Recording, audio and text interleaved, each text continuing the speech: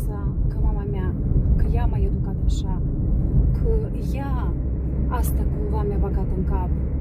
Și sau este din cauza că când eram mică locuiam cu bunica mea și uite și ea tot.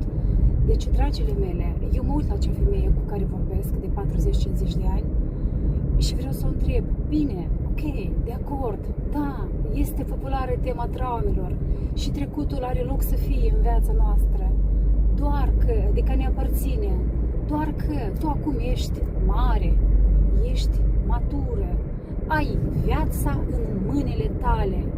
De ce? Mai ales că trăim într-o perioadă unde te poți descoperi, te poți transforma ca caracter, ca totul. Deci, de ce îți place să cari în spatele tău acest trecut și să dai vina pe atâta lume?